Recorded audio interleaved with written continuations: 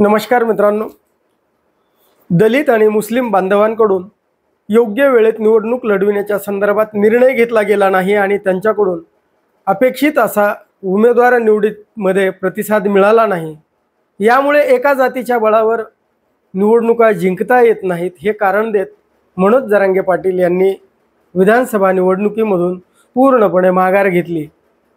ही माघार म्हणजे जरांगे पाटील यांची प्रस्थापितांच्या समोर शरणागती होती की हा रणनीतीचा भाग होता, हा पराभव होता का गनिमी कावा होता आणि यामधनं नेमकं काय साधलं गेलं याविषयी सविस्तर अशी चर्चा करणार आहोत। तत्पूर्वी जर आपण चॅनलला सबस्क्राईब केलं नसेल तर पहिल्यांदा जरूर सबस्क्राईब करा।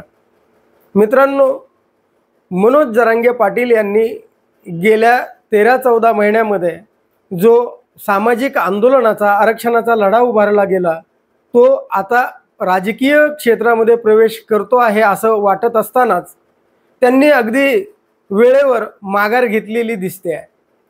दलित बांधव आणि मुस्लिम बांधवाकडून योग्य तो निर्णय वेळेत झाला नाही, त्यांनी उमेदवार दिले नाहीत, म्हणजे याचा दोष मी त्यांना देणार नाही असंही ते म्हणाले।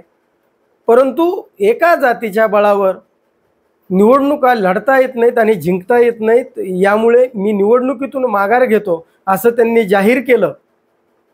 आणि यामुळे या निर्णयाच्या संदर्भामध्ये ही त्यांची शरणागती होती प्रस्थापितांच्या समोर का हा रणनीतीचा भाग होता, हा त्यांचा पराभव होता की गनिमी कावा होता आणि यातनं नेमकं काय साधलं गेलं।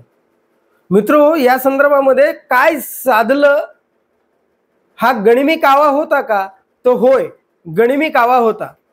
आणि गनिमी कावा म्हणजे काय? आपणाशी राखोनी ठकावे आणि घ्यावे सकळी का हरोनिया, स्वतः जिवंत राहायचं आणि मग समोरच्याचं जेवढं नुकसान करता येईल तेवढं करायचं, याला गनिमी कावा म्हणतात।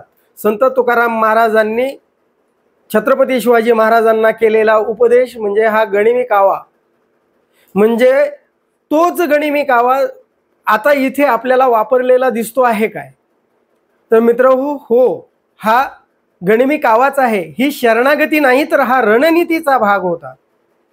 म्हणजे यामधनं मराठा आरक्षणाचं आंदोलन जिवंत राहिलं। आणि कसं जिवंत राहिलं?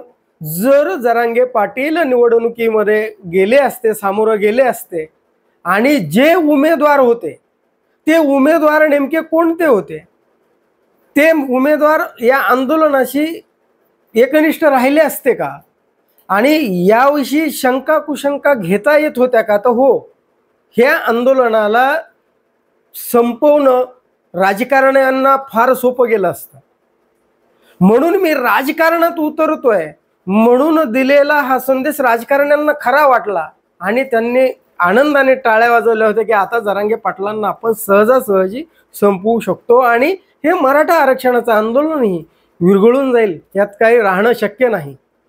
परंतु हा त्यांना अनपेक्षित धक्का बसला। ते आनंदी असताना मी निवडणूक लढवत नाही आहे, मी आता माघार घेतोय आणि हे 150 लोकांसाठीची नाराजी मी 6 कोटी लोकांचं भवितव्य अंधारात घालणार नाही असं सांगत त्यांनी माघार घेतली। हा गनिमी कावाच होता। दुसरी गोष्ट म्हणजे जो इकडे तिकडे भटकलेला जो माल होता, जो टाकाऊ माल होता, राजकीय पक्षाने आडगळीत टाकलेला, समाजानं नाकारलेला असा जो माल दादांकडे उमेदवारी मागत होता, त्यांच्या बळावर निवडणुकीला सामोरं जाणं हा त्यांच्यासाठी आणि मराठा आरक्षणाच्या आंदोलनासाठी धोकाच होता।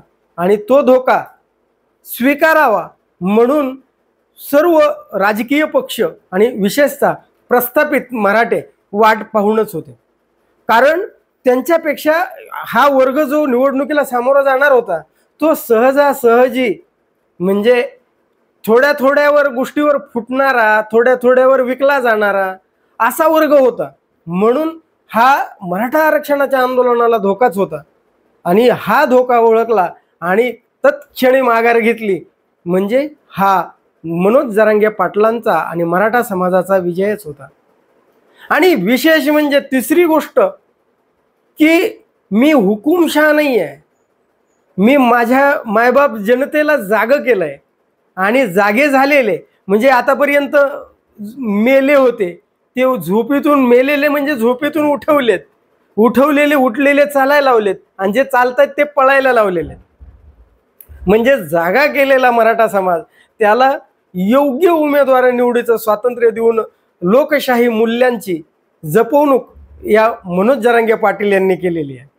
म्हणजे हा निवडणुकीतून केलेली माघार ही 100-150 जणांची नाराजी जरी असेल तरी ती म्हणजे मराठा समाजाचा विजय आणि मराठा समाजाची भविष्यामधली रणनीती आणि भविष्यामध्ये होणारा लढा संपू दिला नाही.